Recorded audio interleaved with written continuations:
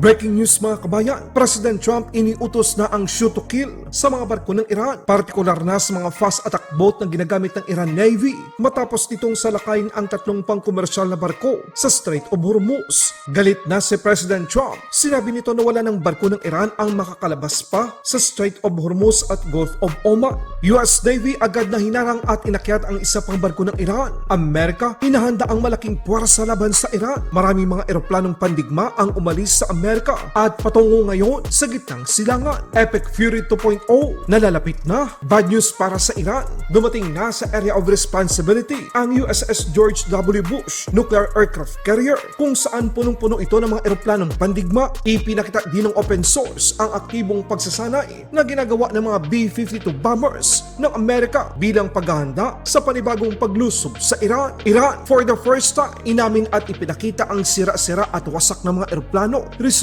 Resulta ng airstrike na inilunsad ng Israel at Amerika sa Mehrabad International Airport sa Iran.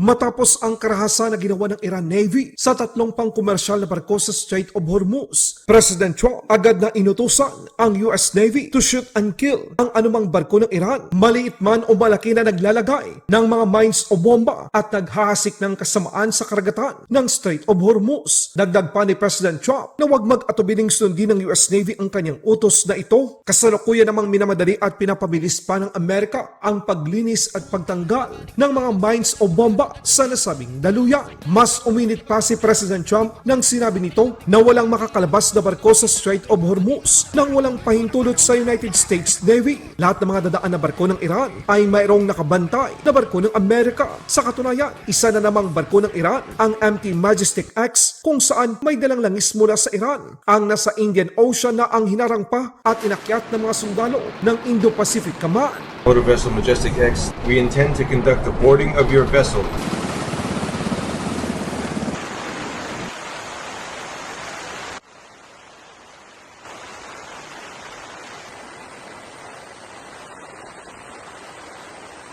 Hindi lang yan mga kabayan, siyam na mga KC-46 Pegasus ang kasalukuyang umalis sa Amerika patungo sa Middle East. Kasama nito ang mga FA-18 Super Hornet mula sa VMFA 312. Posibleng merong malaking mangyayari na lihim na itinatago ni President Trump. Ayon sa mga observer, posibleng ito na ay kalawang yugto ng Epic Fury. Muling sasalakay ang Israel at Amerika laban sa Iran. Bad news para sa Iran. Dumating na sa US Central Command Area of Responsibility ang USS George W. Bush. Makikita sa larawan na ibinahagi ng Central Command na lock and loaded ang buong deck sa isa sa pinakamalaking nuclear aircraft carrier ng Amerika. Kapag nandyan na ang Carrier Strike Group, isa lang ibig sabihin nito mga kabayan, merong malaking military operation na gagawin ang Estados Unidos laban sa mga kalaban. Hindi lang yan mga kabayan, maging ang mga US-52 bombers ng Amerika na nakabase ngayon sa United Kingdom ay nagsasagawa ng mga pagsasanay, isang palatandaan na merong hinahandang sorpresa ang Amerika laban sa Iran. Ayon sa mga eksperto sa Amerika, dapat nang tapusin ni President Trump ang Iran once and for all dahil sa patuloy nitong dalang banta sa mga inosenteng mga barkong sibilyan na naglalayag sa Strait of Hormuz. Lalo't mas kontrolado ngayon ng Iran military ang mga hakbang at negosasyon ng kanilang bansa. 72 hours, if they don't come to the table, what do you think should happen?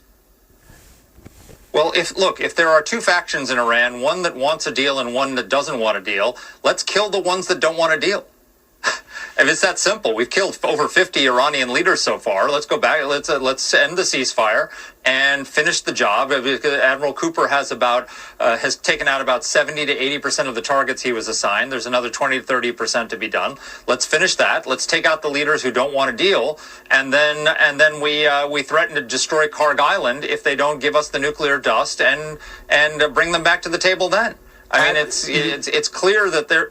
You say Admiral Cooper has a plan to open up the strait quickly. Absolutely. Look, Iran needs a deal. Trump does not. Trump can end this war without a deal. You go back, you finish the target list that he gave Admiral Cooper, you open up the Strait of Hormuz. Admiral Cooper has a plan to do that. He's got electronic warfare, counter-drone technology, and once you take out the remaining 20 to 30% of their ballistic missile capacity, the threat dissipates. And then we've already blockaded Karg Island. We can tell them, look, if you don't give us the nuclear dust, we'll destroy Cargill and we'll destroy your economy. And you'll have them in a complete vice. So Trump is being very generous, giving them this extra time. It shouldn't last very long. He doesn't need the deal they do, and come to the table. And if they won't, eliminate the leaders who are the obstacle. Para naman kay President Trump, hindi na dapat kailangan pang gamitan ng nuclear weapon ang Iran. Dahil kung tutuusin, malaking pinsala na ang kanilang natamo sa inilunsad na operasyong Epic Fury. Sir, would you use a nuclear weapon against Iran? You posted on Truth Social a few weeks ago. We don't need it. Why do I need it? Why would a stupid question like that be asked? Why would I use a nuclear weapon when we've totally, in a very conventional way, decimated them without it? No, I wouldn't use it.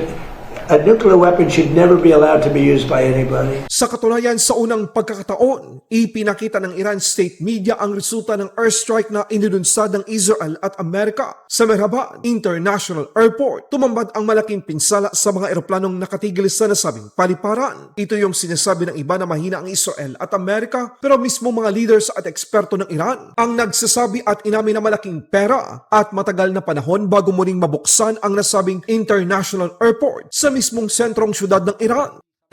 فرودگاه مهرآباد در جنگ تحمیلی سوم بارها مورد حمله دشمن قرار گرفت. کارشناس هوانوردی میگوید بخش‌هایی مورد اصابت قرار گرفته که کاملا استفاده غیر نظامی داشته. هواپیمایی هم که می‌بینید اینجا کامل آسیب دیده و از چرخه خدمات خارج شده کاملا غیر نظامیه، ولی یه شرکت خصوصی. مثلا هواپیماهای مسافربری. اینجا پارکینگ فرودگاه مهرآباد هست و این هواپیمایی هم که می‌بینید واسه یکی از شرکت‌های مسافربریه که توی حملات جنگ تحمیلی سوم از سوی دشمن مورد اصابت قرار گرفته. یا رادار کنترل ترافیک هوایی کشور. کنترل ترافیک هوایی زمانی که انجام نشه تمامی پروازهای کشور از نظر ایمنی به مشکل میخوره. یعنی اصلا موضوعی نیست که ارتباطی به حوزه نظامی داشته باشه. عملا حمله اساسی به حق حیات یک کشور. حالا 50 کارشناس رسمی دادگستری در 20 رشته در فرودگاه حاضر شدند تا گزارش نویسی کنند از میزان خسارت‌ها. 6 متر با توجه به در واقع اون زیغ وقتی که وجود داره، کارشناسی‌های ما غالباً ظرف 3 روز تا 1 هفته انجام میشه و نتایجش برای طرح دعوا انشالله در اختیار عزیزان قرار میگیره. این کارشناسی‌ها به عنوان مدرکی محکمه پسند در دادگاه‌ها پذیرفته می‌شود. این همان ارائه تامین دلیل در محاکم است. رشته‌های ساختمان، سازه، لوازم اداری، صنعت هوایی، تأسیسات برای موضوع کارشناسی خسارات وارده به شرکت‌های فرودگاه‌های کشور، دستوری که ریاست محترم قوه قضاییه ویژه فرمودن که این کارشناسی‌ها که توسط مرکز کارشناسان قوه قضاییه انجام میشه با هماهنگی‌هایی که صورت گرفته به عنوان تامین دلیل محاسبه میشه. محمد رضا فلاحی، خبرگزاری صدا و سیما.